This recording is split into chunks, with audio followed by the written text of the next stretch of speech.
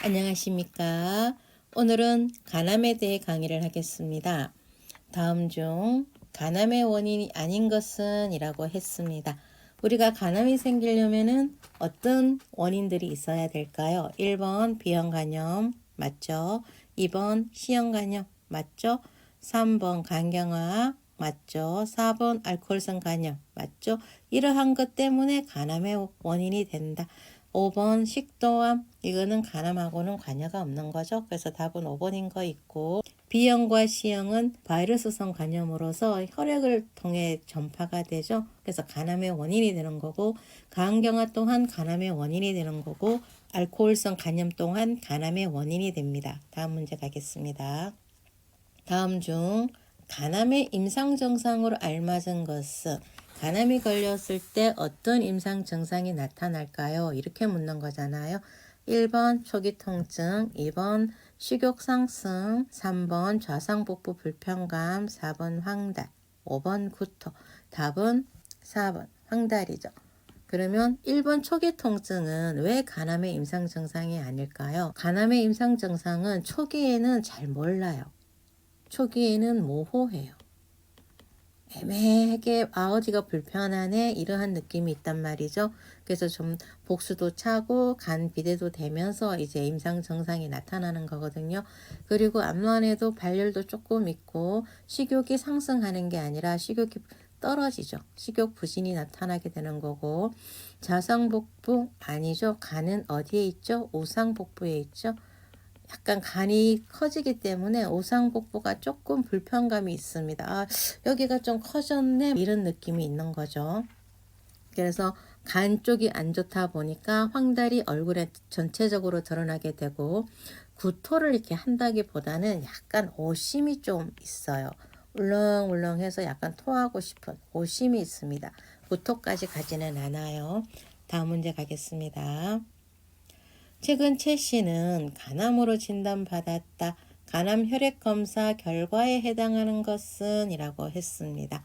우리가 간암으로 진단을 받고 혈액 검사 결과에 따라서 이 사람은 간암이네 라고 할 수 있는 게 무엇이 있는지 살펴보겠습니다.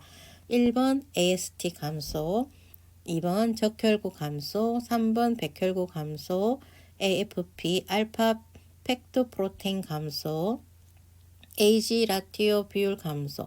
자, 어떤 게 답일까요? AST는 뭐죠? 간에 있는 효소를 나타내어 주는 지표로서 얘가 감소할까요? 아니겠죠? 증가하겠죠? 적혈구 감소하나요? 증가하죠? 백혈구 감소할까요? 증가하겠죠. 염증이 있기 때문에. 그리고 알파 팩토프로테인 감소하나요? 알파 팩토프로테인도 증가합니다. 이 알파 팩토 프로테인은 간암 종양 지표인데요.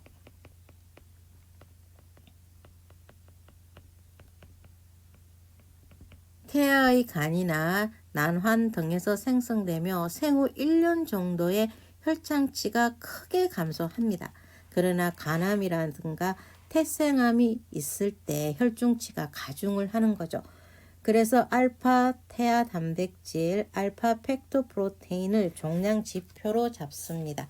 그래서 1번, 2번, 3번, 4번 다 간암 혈액 검사 결과가 아닌 거고 AG 라티오 비율 감소 그렇죠. 이 네 개가 다 상승할지라도 AG 라티오 알부민과 글로뷰린의 비율이 감소한다. 이것이 간암 혈액 검사 결과에 해당하는 겁니다. 그러면 AG 라티오라고 하는 것이 무엇이냐? AG 라티오 알부민 글로불린 비율이 감소하는 것이 왜 간암 혈액 검사 결과에 해당하느냐? 알부민은 수치가 낮으면 건강상의 문제가 있다라고 생각을 합니다. 정상 알부민 수치는 3.3에서 5.3이죠. 간에서 만들어지는 단백질인데 이 알부민 수치가 낮으면 간에 이상이 생긴 것을 의심할 수가 있어서 그렇습니다. 그래서 AG 라티오 알부민 글로불린 비율이 감소하는 것은 간암 혈액 검사 결과에 해당한다. 이렇게 생각하시면 되는 거고 AST, ALT 이거 다 증가하고 적혈구, 백혈구 다 올라갑니다. 염증 수치도 있고 빈혈이 있기 때문이죠. AFP, 알파 팩토프로테인도 간암 종양 지표로서 수치가 증가를 해요. 단 하나, 에이지 라티오 알부민 글로불린 비율은 감소한다. 그것이 간암 혈액 검사 결과에 해당한다 라고 생각을 해주시면 됩니다. 다음 중 간암 치료 방법으로 틀린 것은 이라고 했습니다. 간암일 때 치료 방법으로 어떻게 해야 되겠니? 이건데요. 자, 간암이 있을 때 우리가 1번 간이식, 2번 고주파 치료술, 3번 경동맥 화학 색전술, 4번 방사선 치료, 5번 대정요법. 간암 치료 방법으로 틀린 것 5번이죠. 대정요법으로는 간암을 치료할 수가 없겠죠. 우리가 간암이 있으면 말기에는 간이식을 해주고 고주파 치료술로 어떤 크기나 어떤 스테이지에 따라서 달라지겠죠. 고주파도 가능하고 경동맥 화학 색전술도 가능하고 방사선 치료도 가능합니다. 다음 가겠습니다. 김 씨는 만성비형 간염 환자이다. 최근 심한 복통과 황달, 피로감을 호소하며 입원하였다. 혈액 검사상 알파 팩토프로테인 혈청 농도가 600mg으로 상승되었고 촉진 시 우측 상복부의 덩어리가 촉진되며 ALP, AST의 증가, 빈혈, 에이지 라티오, 알부민 글로불린 비율이 감소하고 체중 감소 등의 증상이 확인되었다. 확정적인 진단을 위한 필수적인 검사 무엇이 있을까요? 1번 위장 촬영술, 2번 식도 조영술, 3번 간생검, 4번 간기능 검사, 5번 내시경적 역행성 담취혈관 조영술. 자, 어떤 것이 필수적인 검사인가요? 간생검이죠. 간생검으로 우리가 확정 지을 수가 있다. 다음 가겠습니다. 간암 환자인 최 씨가 경동맥 화학 색전술 TACE를 받게 되었다. 이에 대한 설명으로 옳은 것은 TACE가 뭐냐? 이렇게 묻는 거죠. 간암 환자에게 경동맥 화학 색전술을 하는 이유가 뭐니? 이걸 묻고 있는 건데요. 1번 경정맥 압박술, 2번 우심 카테터 주입술, 3번 동맥 색전증 치료를 위한 시술, 4번 간동맥 혈류를 돕기 위한 카테터 삽입술, 5번 간암 환자에게 시행할 수 있는 항암 시술. 그러면 경동맥 화학 색전술이라고 하는 것은 무엇인지 간암이 있는 동맥의 항암제를 조사해요.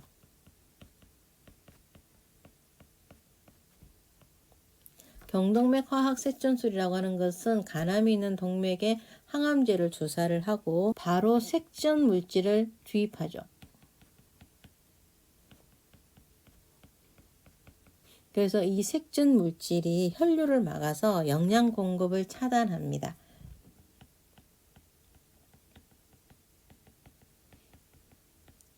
그러면 암에게 가는 영양 물질이 차단되면서 그 암은 더 뻗어나갈 수가 없는 거죠. 그래서 간암 환자한테는 경동맥 화학 색전술 TACE를 시행하게 됩니다. 다음 문제 가겠습니다.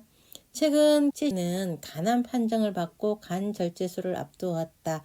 최 씨의 검사 결과가 헤모글로빈 6.5, 대변 자멸 검사 양성, 복부 컴퓨터 단층 촬영 결과가 간 비대로 나왔다. 수술 전에 우선적으로 시행할 중재. 자, 어떻게 해야 되느니? 헤모글로빈도 낮고 대변 자멸 검사도 양성이고 간 비대가 나왔어. 수술 전에 무엇을 해야 될까요? 첫 번째, 초음파 권유. 그게 의미 없겠죠. 이미 복부 단층 촬영을 했는데. 2번, 대변 자멸 검사 재실시. 대변 자멸 검사 양성이라고 해서 재실시를 할 필요는 굳이 없죠. 가족력 확인 이미 늦었죠. 수혈, 비타민 K. 자, 4번과 5번 중에서 무엇을 선택해야 될까요? 우리가 수술 전에 우선적으로 시행할 중재는 비타민 K 투여겠죠. 왜 그래요? 헤모글로빈이 정상치보다 저하되어 있고 대변 자멸 검사 양성인 경우는 출혈을 의심할 수가 있는 거죠. 간암에 의한 간 기능 저하로 응고인자 결핍이 예상이 됩니다. 그래서 우리가 그것을 보충하기 위해서 수술 전 비타민 K를 투여를 하는 거죠. 응고인자 결핍을 보충하기 위해서 비타민 K를 투여한다. 이렇게 생각하시고 다음 문제 넘어가겠습니다. 간 절제술을 마친 환자에게 제공되는 간호중재로 옳은 것은 이라고 했습니다. 1번 간 기능 회복을 위해서 고단백 식이를 제공한다. 2번 수술 후 연동운동이 돌아오면 바로 식사를 제공한다. 3번 수술 후 간의 해독 기능이 떨어져 있으므로 진통제를 투여하지 않는다. 수술 전 응고인자 결핍을 보충하기 위해 비타민 K 투여한다. 자, 절제술을 마쳤어요. 이건 어때? 수술 전이잖아요. 그래서 이거는 아니다. 비위관을 삽입해서 배액 내용물의 관찰과 구강 간호를 시행한다. 자, 간 절제술을 마친 환자에게 제공되는 간호중재 5번이죠. 비위관을 삽입을 해서 배액 내용물의 관찰과 구강 간호를 일단 시행을 해줍니다. 우리가 시계는 언제 제공을 하나요? 연식부터 시작을 해서 서서히 유동 음식을 주잖아요. 그리고 간 기능 회복을 위해서 고단백 식이 일단은 좋은 의견은 아닙니다. 그죠? 두 번째, 바로 식사. 바로 식사를 할 정도는 아니겠죠? 바로 식사 제공 안 되는 거고, 수술 후 간의 해독 기능이 떨어져 있으므로 진통제 투여하지 않는다. 진통제 같은 경우는 간이나 신장에서 배설이 될 수도 있겠죠. 그렇다고 해서 진통제를 투여하지 않는다고 하는 것은 환자를 너무 내버려 두는 거잖아요. 그래서 적절한 진통제 사용해야 됩니다. 그리고 약물의 독성에 따른 증상을 면밀히 관찰해야 되는 거 있어요. 그리고 수술 전 응고인자 결핍을 보충하기 위해 비타민 K 투여한다. 이것은 수술 전은 맞죠. 그러나 이거는 절제술을 마친 거잖아요. 그래서 절제술을 마친 환자한테는 어떤 것을 해야 되느냐? 체위 변경과 기침 격려, 진통제 투여하고 절개 부위나 이런 부분에 대해서 지지를 해주는 거죠. 그리고 적절한 체위를 좀 변경해주고, 그리고 스페셜 바이탈 해주고, 그리고 수술 후 수일간 금식하고 비위관 삽입을 해서 흡인을 한 4시간 정도마다 해야 됩니다. 그래서 구강 간호도 해줘야 되고, 그리고 구강 간호하면서 그 비위관을 통한 배액이 어떤 양상을 띠고 있는지 그것도 면밀히 관찰을 해주는 거죠. 그리고 시기 같은 경우는 수술 5일째 시작을 하고 유동식으로 시작하죠. 주의해야 할 음식은 단백질을 대사할 수 없으면 저단백 식이를 제공을 해야 되고, 암모니아를 적절히 해독할 수 있으면 고단백 식이 제공하는 건 맞습니다. 이것은 상황을 봐서 한다. 그렇게 생각을 해주고, 간암 환자인 최 씨는 간이식 수술을 받았다. 간이식 수술 후 거부 반응 예방을 위해 코르티코스테로이드와 병용 투여하는 약물은 뭐냐? 간이식을 했어요. 코르티코스테로이드와 병용 투여하는 약물은 무엇이냐? 이건데 클로나제팜은 항정신이니까 아니겠죠. 레보도파, 파킨슨에 쓰는 거죠? 아니죠. 카리메트 현탁에 K가 높을 때 쓰는 거고, 시클로스포린 어때요? 요거죠? 면역 억제제. 니트로글리세린 이것은 혈심증에 쓰는 거죠. 그래서 이것도 아니다. 답은 시클로스포린 면역 억제제. 면역 억제제와 콜티코스테로이드와 같이 병용을 한다. 그래서 거부 반응 예방을 해줍니다. 여기까지 해서 간암은 간단하게 살펴봤어요.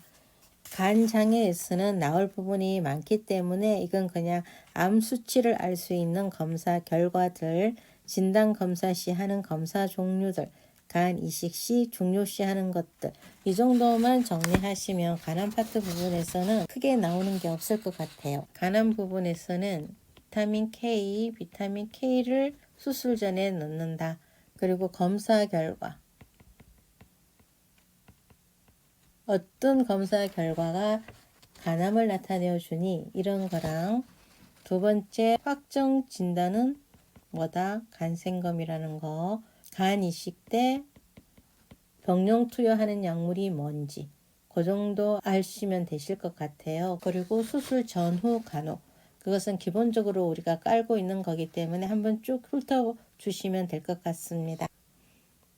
다음 소화 흡수장애 담도 췌장 장애로 넘어가고, 소화 흡수장애 소장 흡수 불량 증후군이란 파트가 있는데 이거는 빼고 그냥 대장 쪽으로 넘어갈까 합니다. 마지막으로 좋아요와 구독 부탁드립니다. 감사합니다.